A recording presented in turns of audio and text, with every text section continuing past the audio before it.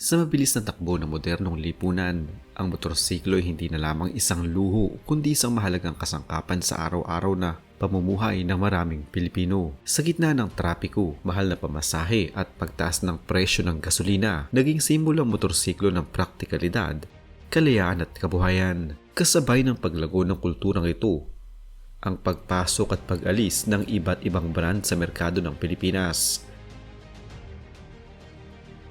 May mga tatak na nananatiling malakas, may ilan namang minsang sumikat ngunit ngayon tila unti-unting nawawala sa kamalayan ng masa. Isa sa mga brand na madalas mapabilang sa huling kategoryang ito ay ang Kymco Motors. Bagamat hindi na kasing lakas ng presensya nito kumpara noong mga nakaraang dekada, ang Kymco ay may malalim na kasaysayan, matibay na pundasyon at mahalagang papel sa paghubog ng scooter at motorcycle market hindi lamang sa Pilipinas kundi sa buong mundo.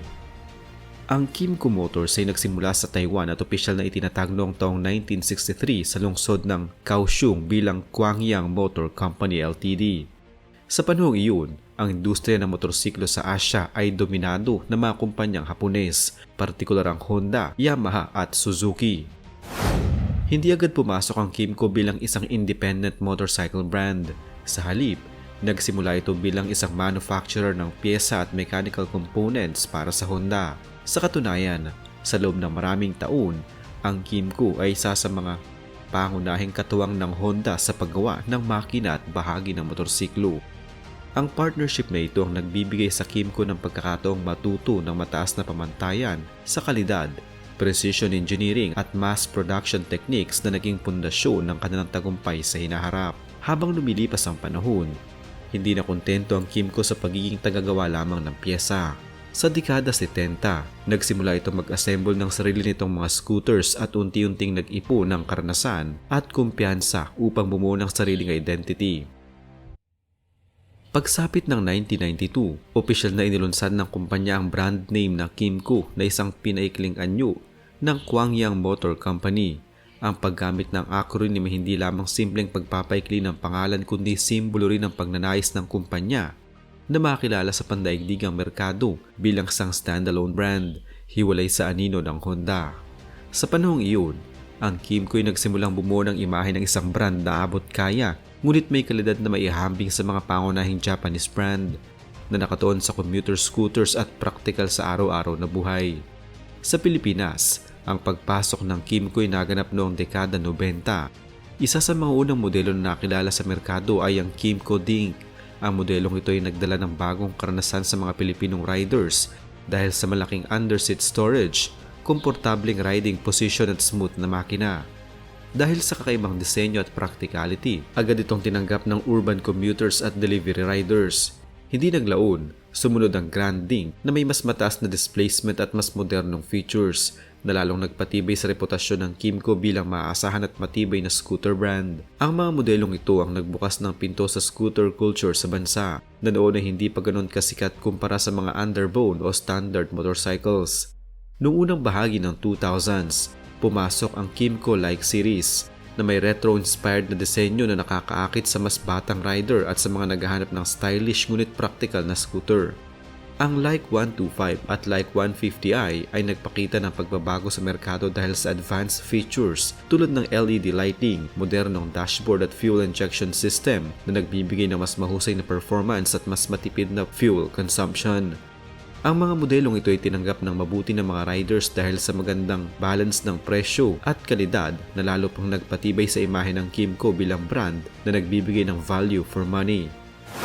Sumabay sa pagtaas ng urban commuting at demand para sa mas komportableng biyahe, inilunsad ng Kymco ang Skytown 150 at People Series na nakatuon sa mga commuter sa lungsod. Ang Skytown 150 tinangkilik dahil sa versatility at power nito, samantalang ang People Series ay nag-aalok ng reliable at madaling maintenance na scooter para sa mas madalas na paggamit.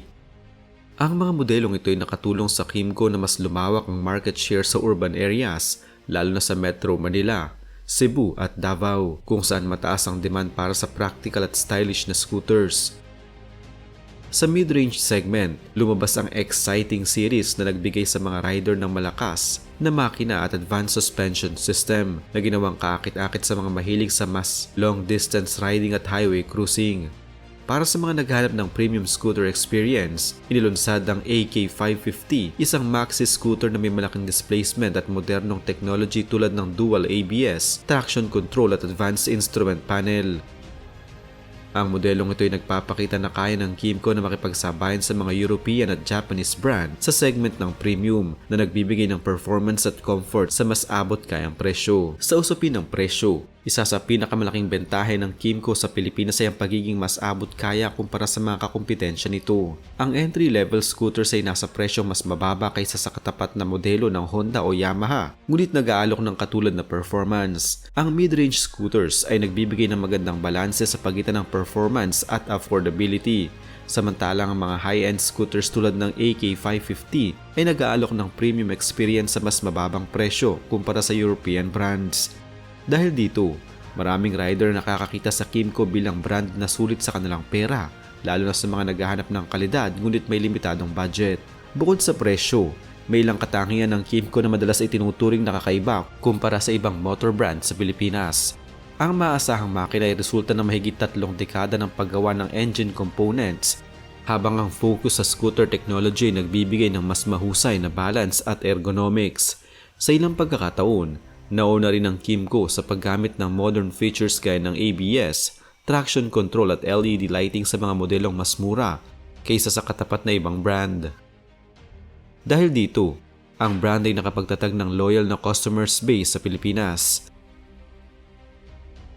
Sa kabila ng mga positibong aspeto, hindi rin ligtas ang Kymco sa kontrobersiya at issue. Isa sa pinakakaraniwang reklamo ng mga Pilipinong rider ay ang limitadong availability ng spare parts o pyesa at after-sale service.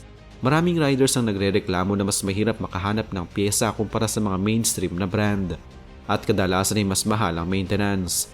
Ang problemang ito ay pinalala pa ng mas kaunting bilang ng dealers at service centers, lalo na sa mga probinsya.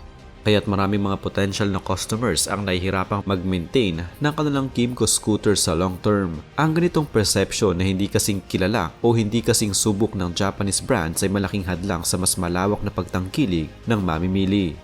Noong nakaraang dekada, unti-unti ring lumuwag ang presensya ng Kymco sa merkado.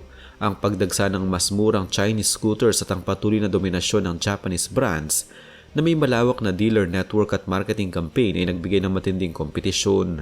Dahil dito, maraming dating loyal na riders ang lumipat sa mas kilalang brand, habang ang ilan naman ay nagpatuloy sa paggamit ng Kymco dahil sa tiwala sa tibay at comfort ng makina. Sa kabila nito, may maliliit ngunit tapat na komunidad ng mga riders na patuloy na pinapahalagahan ng brand at nagtataguyod ng mga meetups, forums at social media groups para sa pagpapalitan ng tips sa maintenance at customization ng kanilang scooters. Ang kasalukuyang kalagayan ng Kymco sa Pilipinas ay tinatawag na niche positioning, bagamat hindi ito kabilang sa pinakamalalaking market shareholders. Nananatili ang brand bilang alternatibo para sa mga naghahanap ng combination ng kalidad, performance at affordability. Ang mga modelong kagaya ng Like 150i, Skytown 150 at exciting S400i ay patuloy na ibinebenta sa urban areas, samantalang ang AK550 ay nakatuon sa mga premium segment riders. Ang posibleng pagbangon ng Kymco sa merkado ay nakasalalay sa pagpapalawak ng dealer network, mas mabilis na availability ng pyesa at mas malakas na marketing campaign upang maipakita ang advantages ng brand kumpara sa mga kakumpetensya. Sa kabuuan, ang Kymco Motors ay hindi lamang isang simpleng motorsiklo brand na minsang sumikat at ngayon tila humina. Ito ay kumpanyang may mahigit 6 na dekadang kasaysayan, malalim na kaalaman sa paggawa ng makina at mahalagang ambag sa pagunlad ng scooter culture sa Pilipinas at sa buong mundo. Ang pagangat at unti-unting paglamlam ng kasikatan nito ay sumasalamin sa dinamika ng merkado, sa pagbabago ng panlasa ng mamimili at sa kahalagahan ng tamang stratehiya sa marketing at serbisyo. Sa huli, ang kwento ng Kymco ay paalala na sa industriya ng motorsiklo, hindi sapat ang kalidad lamang. Kailangan ding sabayan ito ng tamang suporta, tiwala ng mamimili at kakayahang umangkop sa panahon. Ang Kymco sa kabila ng mga hamon at kompetisyon ay nananatiling simbolo ng tibay, praktikalidad at inobasyon na may potensyal pa ring muling sumikat at magbigay ng makabuluhang kontribusyon sa motorcycle culture sa Pilipinas.